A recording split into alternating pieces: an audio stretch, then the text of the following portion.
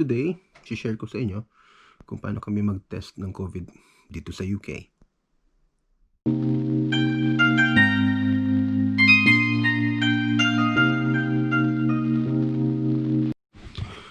To start with, bilang health professional dito sa UK, maraming ways ng kung paano pwede kaming mag-take ng COVID test. Meron kaming lateral flow test, kung saan it's more of a screening test, which we do twice every week. Meron din kaming in-house na PCR test, or in my case, meron din tayong tinatawag na home test kit, and yun yung ituturo ko sa inyo. Ngayon, first question, bakit mo kailangan ng home test kit if you are having symptoms? So, ano ang mga sintomas ng COVID? New continuous cough, high-grade fever, cough and colds. That allows you to now try and secure a home test kit. Now, kudos to the UK government kasi hindi lang home test kit ang ginagawa nila. This is primarily reserved para doon sa mga hindi kaya or walang access dun sa mga testing centers all around the UK.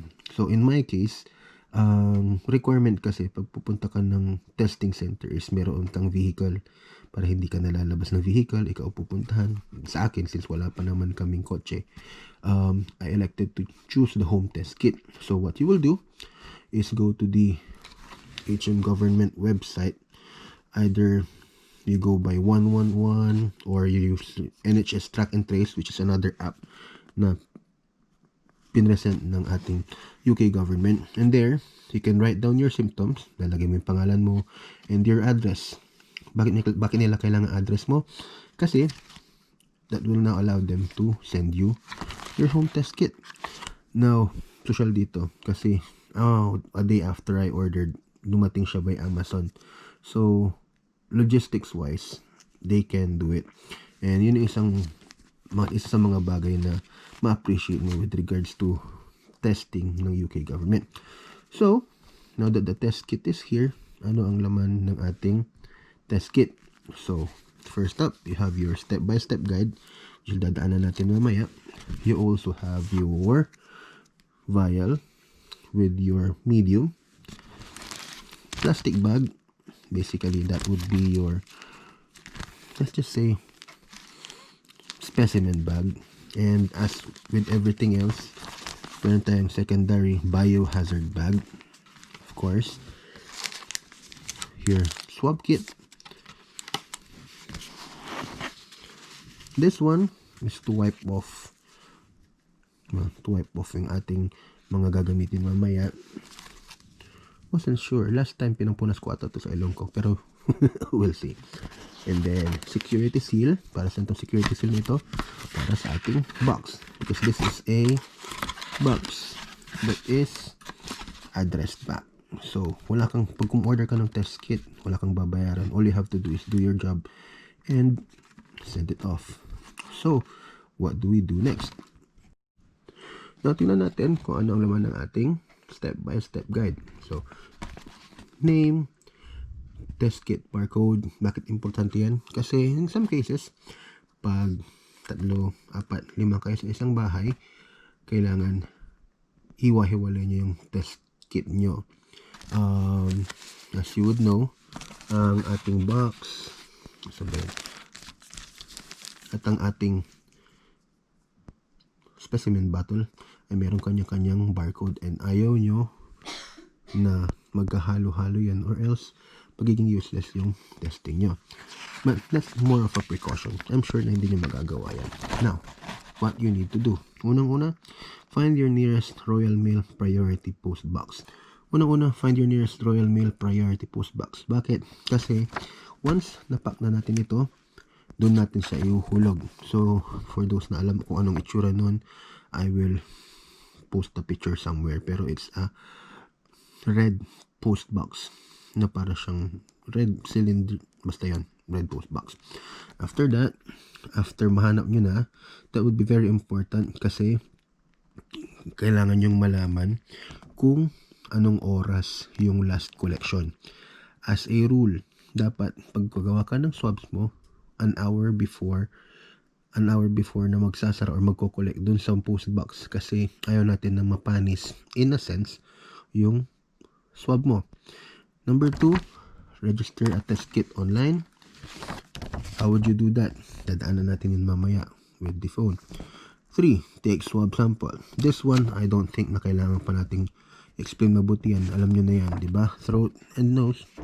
Then number 4, post your completed test kit.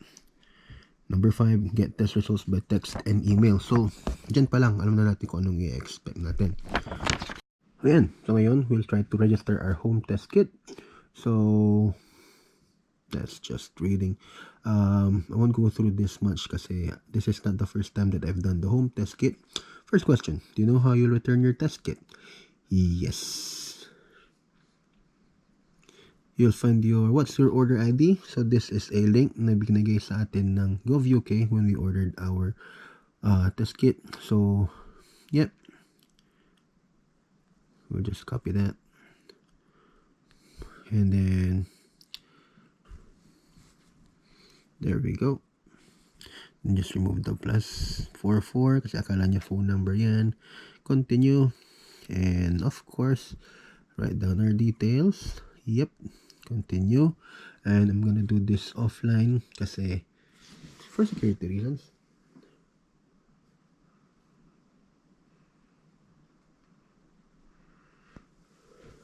Now, enter the Royal Mail barcode. So, so this appears on the right hand side of the label.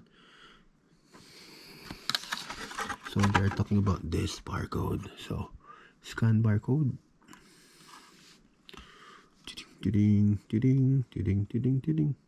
Haha. Kuha natin. Confirm barcode reference ZD6859. Wait lang. ZD 6859 2494 6GB. Oh yes, that's the right one. Then if you have a home test, use the camera on your phone to scan all the identical barcodes inside your home test kit. You'll see it on the vial, the bag.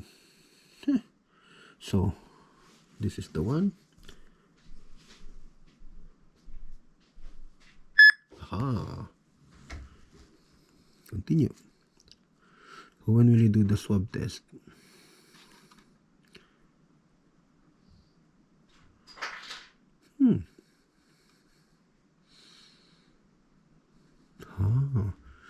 So yeah, in returning this, you have two options. If you do the home test kit, if you can actually go out and social distance, obviously, if you're isolating, hindi ka makakalabas.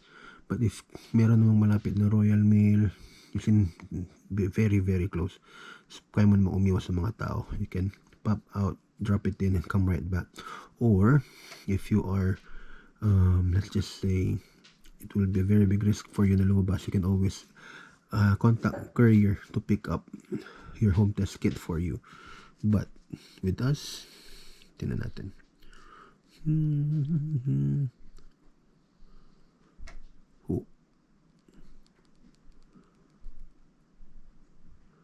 Yeah.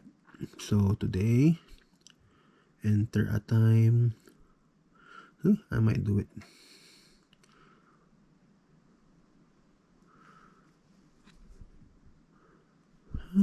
Yeah, 3 p.m. Yes. Yeah. Save and continue.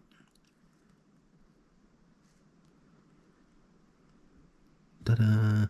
So, registered na tayo. Ibig sabihin, the system can now track yung ating result.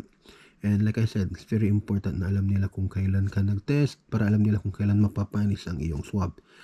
Now that part is done, let's go to the other more important part ng ating swab. Well, I saved you the honor of watching me cough and sneeze or umiyak dahil sa test na yan, but we have already done it. Yep, so swab, nose, throat, break off, and then most importantly, make sure that it is well sealed. Now, anong gagawin natin after that? So what we're going to do is take our first plastic bag. Sorry. Yes, dahil yan, yung pagsinghot na yan ay dahil sa pagtusok ko sa aking ilong. First plastic bag, put it in there. And then yes, I figured out kung ano ito. This is an absorbent pad. Just to make sure na walang ibang, well, just in case mag-leak or whatever, hindi siya kakalat. Alam nyo naman, may ibang tao na mag-handle nito. Just in case na ikaw ay may COVID, syempre, ayaw mo namang mahawaan sila, diba? So, make sure that you push out as much air as you can. Once that's done, like I said, it's a biohazard sample as it is. The next thing you can do is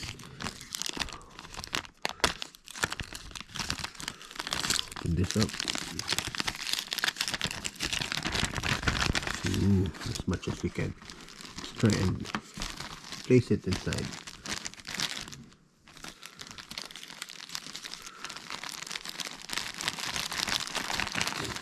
Yep, some cases namamangyan ka rin sa mga ganito eh. But you learn.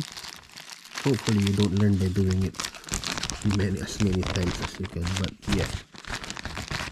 Right, then push down para matanggal. And then all you have to do is break off the seal of this one, because this covers an adhesive strip underneath. And once you take that off, ang mangyayari ay magkakaroon tayo ng waterproof seal sa ating bag. So, have to make sure completely sealed yan. And then, once that's done, best thing you can do is actually spray it with Lysol or Dettol kung dito, and then leave it down for a bit, and we will try our best to make this box. So box assembly. And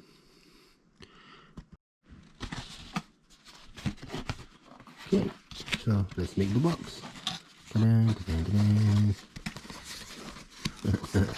Kung alam niyo lang, ilang beses akong try bago ko nakuha ito. So yeah, you got it finally.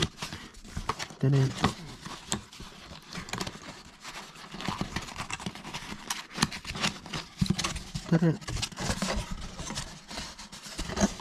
And next thing I have to do, put it inside the box. Don't necessarily need to write anything dito kasi nga we have the barcode, so it's already been registered. And syempre, para din hindi ma-expose ang identity mo, remember, ibang tao mag-handle nito, so just in case kilala ka pala nila, hindi nila malalaman na ikaw yun, because all they know is you are a barcode. Okay, so let's try and seal off. So we pretty much use everything else. All we need to do is to use our security seal. Okay, so saan natin nalagay yung security seal? Test. Yeah, just to make sure na hindi na siya mabubuksan.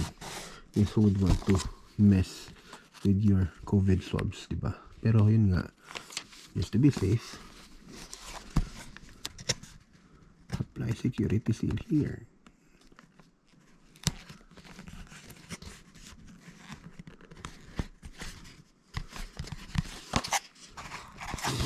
And we're done. Last thing you have to do, just take a picture nito para meron kang proof. Meron kang proof na nakapagpadala ka nga, just in case kailangan i-track, you have this. And after that, it's off to the post box. Paano ko kaya hihuhulog ito kung naka-isolate ako?